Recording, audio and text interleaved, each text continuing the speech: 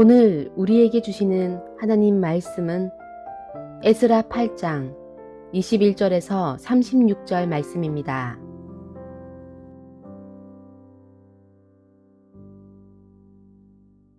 그때에 내가 아하와 강가에서 금식을 선포하고 우리 하나님 앞에서 스스로 겸비하여 우리와 우리 어린아이와 모든 소유를 위하여 평탄한 길을 그에게 간구하였으니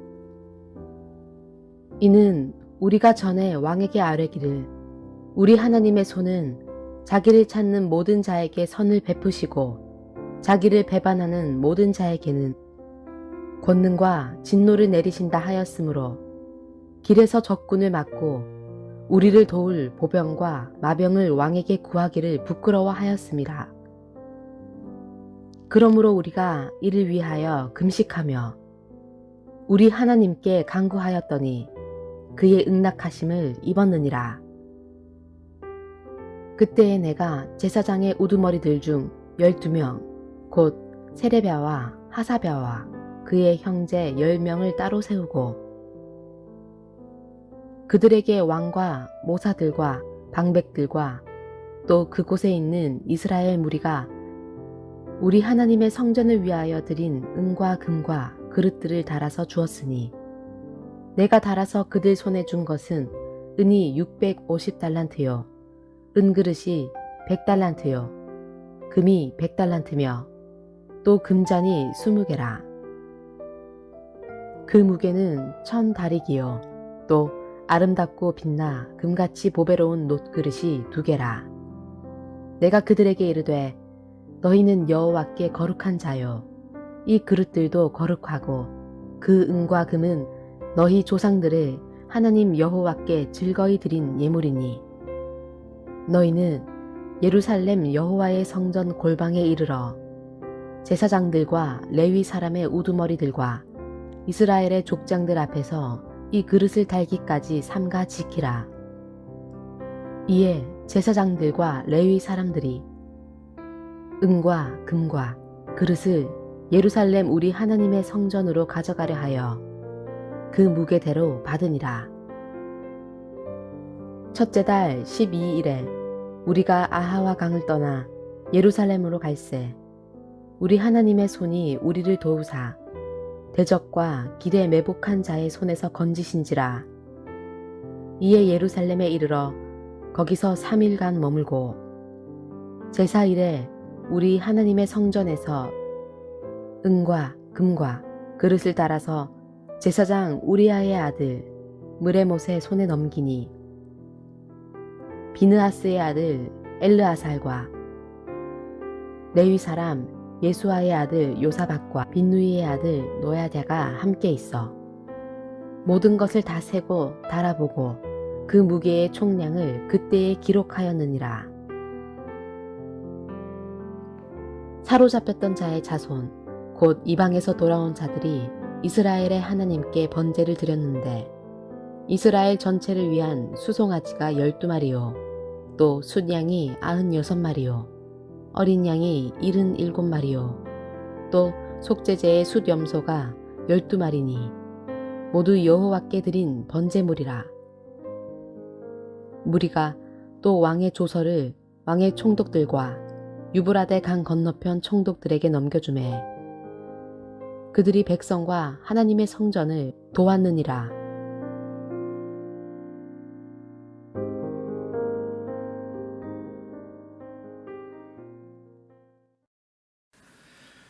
이스라엘 백성들은 에스라를 영도자로 해서 바벨론을 떠나 고향인 가나안 땅으로 귀환을 하고 있었습니다.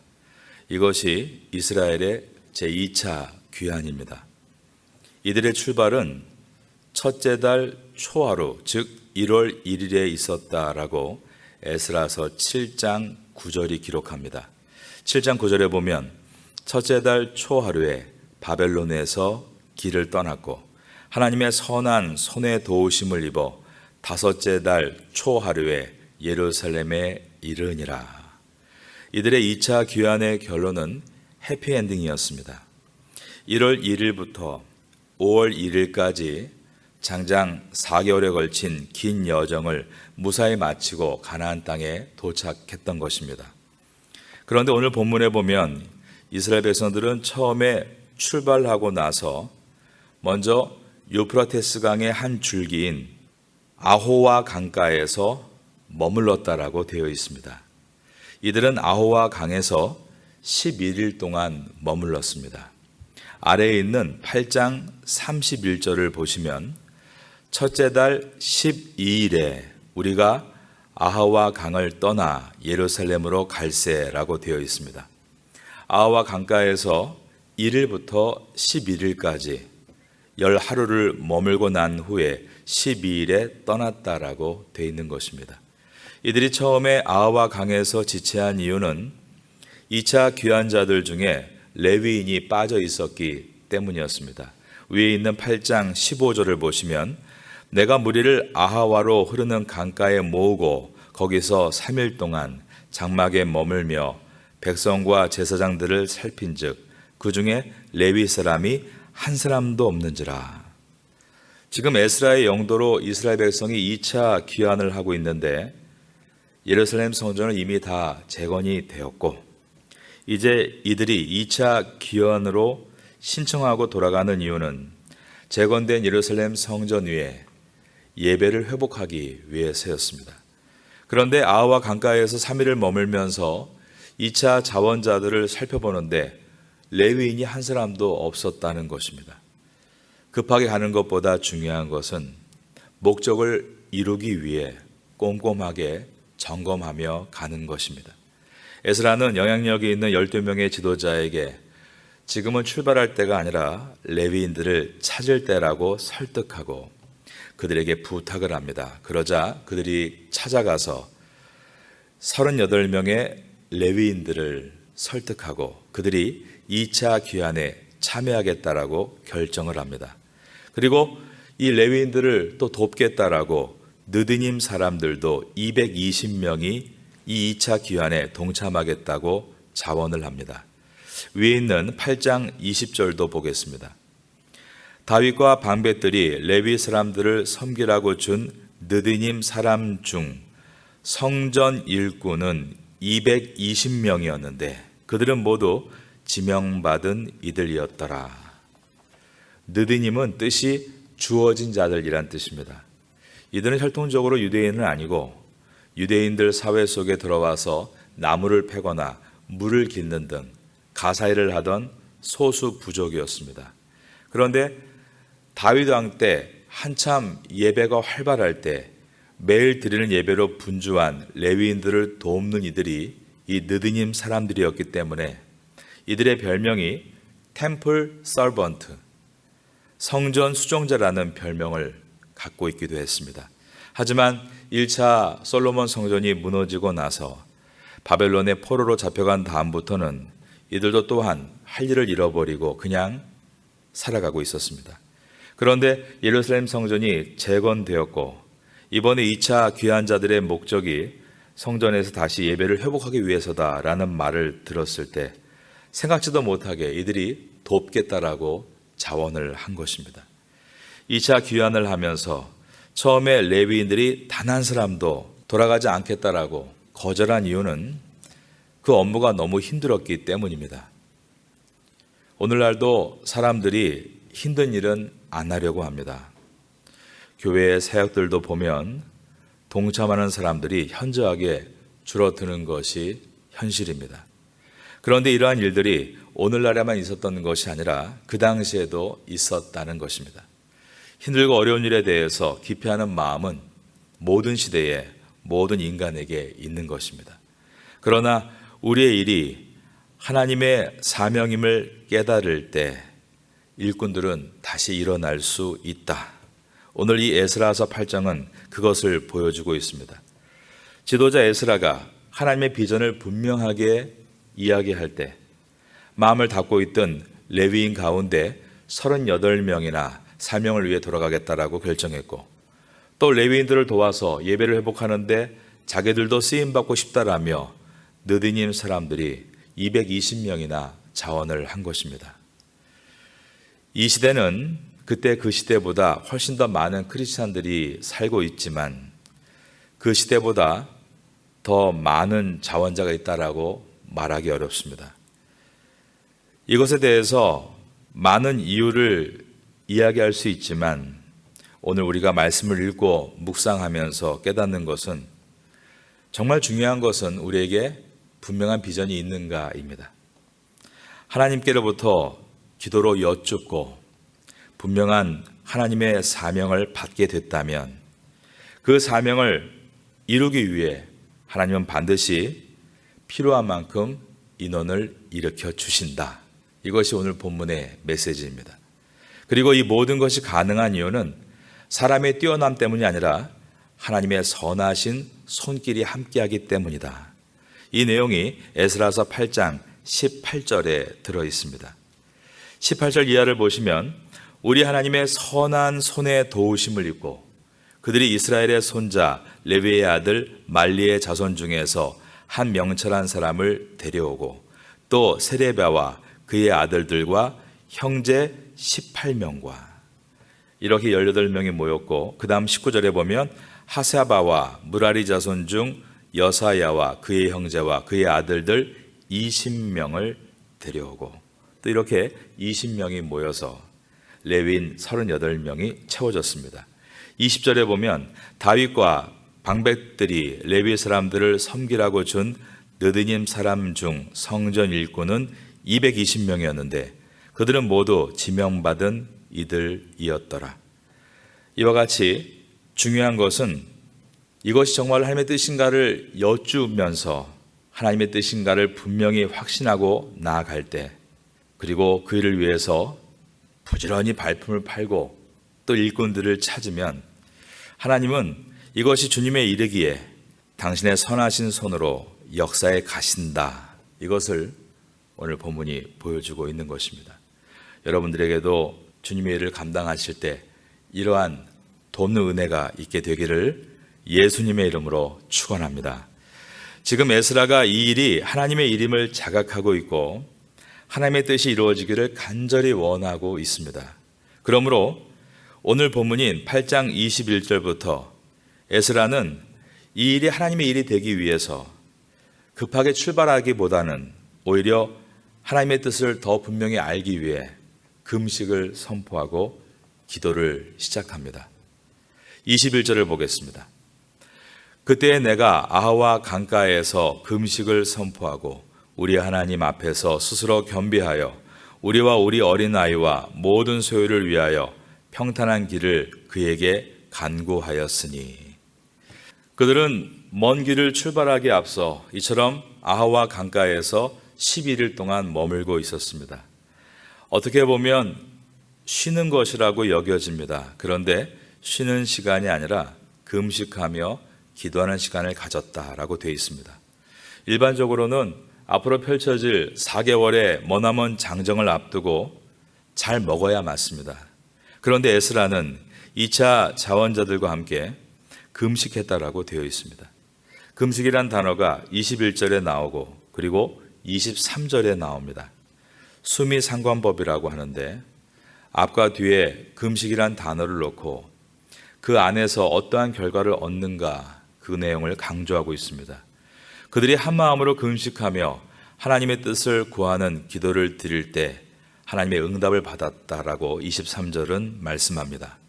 그러므로 우리가 이를 위하여 금식하며 우리 하나님께 간구하였더니 저를 따라하겠습니다. 그의 응낙하심을 입었느니라. 그러면 그들이 어떤 기도를 드린 것인가? 21절을 다시 보시면 그때 내가 아하와 강가에서 금식을 선포하고 우리 하나님 앞에서 스스로 겸비하여 우리와 우리 어린아이와 모든 소유를 위하여 평탄한 길을 그에게 간구하였으니 라고 되어 있습니다. 그들은 앞으로 4개월이라는 머나먼 귀환의 대장정 속에서 하나님께서 어린아이들과 모든 소유를 보호하시고 평탄한 길을 얻게 해달라고 기도했습니다. 우리가 충분한 시간을 가지고 또 어떤 때에는 금식하며 마음을 다해서 기도드릴 때 하나님은 반드시 우리에게 선명한 뜻을 보여주십니다. 어떤 분은 나는 하나님의 뜻을 모르겠다라고 말하는 분들이 있습니다. 그러나 그렇게 하나님의 뜻을 모른다 단정 지어서는 안 됩니다. 어쩌면 우리가 하나님께 그만큼 집중해서 기도하는 시간을 확보하지 않기 때문에 하나님의 뜻을 스킵할 때가 많다는 것을 생각해야 합니다. 마가의 다락방에서 120명의 성도들이 오순절이 되기까지 10일 동안 온전히 기도할 때 성령의 강림하심을 경험했습니다. 어떤 신학자가 이런 말을 했습니다. 오늘날 사람들이 오순절의 성령 강림의 은혜를 경험하지 못하는 것은 하나님께서 막으시는 것이 아니라 스스로 열흘을 비워놓고 오로지 기도하겠다는 결단을 갖지 않기 때문이다. 저는 이것을 우리가 새겨서 들을 말이라고 생각합니다. 만약 여러분에게 시간적인 기회가 주어지신다면 에스라와 귀한 자들이 아와 강가에서 약 열흘 정도 기도한 것처럼 120명의 성도들이 마가의 다락방에서 열흘을 기도한 것처럼 열흘 정도의 시간을 정하시고 새벽 예배에 참석하고 1시간을 기도하고 오전에도 시간을 내서 본당에 나와서 개인적으로 기도하고 오후에는 개인 업무를 보되 열흘간 오로지 하나님께 집중할 수 있도록 오락을 피하고 틈틈이 말씀을 읽고 쓰고 묵상하면서 개인의 기도 제목을 놓고 간구한다면 하나님은 반드시 그 사람에게 응답해 주실 것입니다. 신앙은 미진한 것이 아닙니다. 신앙은 선명한 응답이 있는 것입니다. 응답을 사모할 수 있는 우리 모두가 될 수 있기를 예수님의 이름으로 축원합니다. 기도 가운데 하나님의 뜻 안으로 들어갈 때 하나님께서 원하시는 것이 무엇인지를 발견하게 됩니다. 에스라와 2차 귀한 자들은 약 열흘간 기도 가운데 하나님께서 우리의 아이들과 또 많은 재산을 온전하게 보호해 주시기를 원합니다라고 기도했습니다. 그런데 하나님 뜻 안으로 들어가서 깊이 기도할 때 깨닫게 된 것은 그들이 입으로는 하나님을 믿고 의지한다라고 하면서도 사실상 페르시아의 아닥사스다 왕이 약속한 것을 더 믿고 있고 의지하고 있다는 것을 깨닫게 되었습니다. 그 내용이 22절입니다. 8장 22절을 보시면 이는 우리가 전에 왕에게 아뢰기를 우리 하나님의 손은 자기를 찾는 모든 자에게 선을 베푸시고 자기를 배반하는 모든 자에게 권능과 진노를 내리신다 하였으므로 길에서 적군을 막고 우리를 도울 보병과 마병을 왕에게 구하기를 부끄러워하였음이라. 이 말은 자신들이 늘 입으로 우리는 믿음으로 삽니다라고 말을 했다는 것입니다. 아닥사스다 왕도 그렇게 알고 있었습니다. 하나님의 능력이 함께 하셔서 이렇게 우리는 고향인 가나안으로 돌아가고 있습니다라고 그들은 늘 말했던 것입니다. 그러나 여전히 그 마음속에는 페르시아 왕의 후원을 기대하고 있고 왕의 군사와 물자를 많이 지원해줘서 무사 안전하게 편안하게 귀환하는 것을 원하고 있다는 그들의 속마음을 기도 가운데 깨닫게 되므로 부끄러워했다라고 되어 있는 것입니다. 여러분, 간절한 기도, 작정한 기도는 내가 원하는 방향으로 가는 것이 아니라 하나님의 뜻을 선명하게 깨닫는 방향으로 갑니다. 오히려 내가 생각하는 것이, 내가 원하는 것이 하나님을 믿는 것이 아니었고 사람과 환경을 의지하고 있었다는 것을 깨닫게 해주시고 부끄럽게 해주시는 것입니다. 그러나 이것은 하나님의 뜻과 가까이 가는 과정으로서 반드시 이 과정을 통해서 진정한 하나님의 보호하심과 축복을 경험하게 됩니다. 에스라는 기도 가운데 무엇이 부끄러운 일인가를 깨닫는 것을 응답으로 얻었습니다. 다시 23절을 봅니다. 그러므로 우리가 이를 위하여 금식하며 우리 하나님께 간구하였더니 그의 응낙하심을 입었느니라. 지금 에스라와 함께하는 2차 귀한 자들은 많은 금은 보석들이 있었습니다. 왜냐하면 성전에서 예배를 회복하는 데 필요한 보물들을 맡아서 운반하는 임무를 받았기 때문입니다. 그러므로 먼 거리를 여행해야 하는 그들에게 왕의 군사들이 필요했습니다. 그런데 그들이 깊은 기도 가운데 깨닫는 것은 하나님께서 그들의 심령 밑바닥을 보게 하시는데 그 깊은 곳에는 그들이 지금 하나님을 의지하고 가겠다는 것이 아니라 왕의 권력과 사람을 의지하고 가겠다는 그 마음을 깨닫게 해주신 것이었습니다. 그래서 그들은 부끄러워했습니다. 그리고 결단을 합니다. 왕에게 군사를 요청하지 않겠다라고 결단한 것입니다. 이때 상황적으로 군사를 요청하는 것이 맞다라고 말할 수 있고 군사를 요청하지 않는 것은 옳지 않다라고 말하는 것이 오히려 합당한 말입니다. 안전적인 귀환을 위해서 그리고 이 모든 임무를 완수하기 위해서 왕에게 군사를 요청하는 것이 더 많다라고 말하는 것이 이성적인 것입니다. 그러나 그들은 군사를 요청하지 않겠다라고 결정했고 그럼에도 무사 귀환을 하게 되었다라고 에스라는 기록합니다. 이제 13년 후에 이스라엘 백성들은 느헤미야의 영도로 3차 귀환을 하게 됩니다. 그런데 그때는 아닥사스다 왕에게 군사를 요청해서 군대를 대동하고 돌아갔습니다. 예전에는 에스라와 느헤미야가 한 권이었다고 제가 여러 번 말씀드렸습니다. 그러면 이 두 가지 사건을 통해서 우리에게 교훈하고 있는 것은 이것은 인간적으로 맞다 틀리다의 문제가 아니라 이 내용의 핵심은 항상 떠나기 전에 하나님께 물어야 한다라는 것을 우리에게 보여주고 있습니다. 에스라가 군대를 요청하지 않은 것은 그가 기도하는 가운데 하나님께서 지혜를 주심으로 요청하지 않는 것이 맞았기 때문입니다. 나중에 느헤미야가 군대를 요청한 것은 그도 또한 기도하는 가운데 이번에는 하나님께서 지혜를 주심으로 요청하는 것이 맞기 때문이었습니다. 에스라와 느헤미야는 모두가 하나님의 뜻을 묻는 사람들이었고 그때 하나님은 그 상황에 맞는 지혜를 그들에게 부어주셨다는 것입니다. 이것은 기도하는 사람만이 얻게 되는 지혜입니다. 우리가 어디로 가야 할지, 무엇을 선택해야 할지, 우리의 앞길을 전혀 알 수 없는 연약한 인간이지만 주 앞에 엎드려 기도하며 그 뜻을 묻고 나아갈 때 하나님은 그때그때에 맞는 분명한 길을 우리에게 인도해 가시는 것입니다. 에스라와 2차 귀환자들은 가나안으로 떠나기 앞서 하나님 앞에 금식하며 기도할 때 하나님의 뜻은 이번에 2차 귀환은 이스라엘 백성들이 철저하게 왕을 의지하거나 군대를 의지해서 가는 것이 아니라 오직 하나님만을 의지해서 가는 길이어야 한다라고 보여주셨습니다.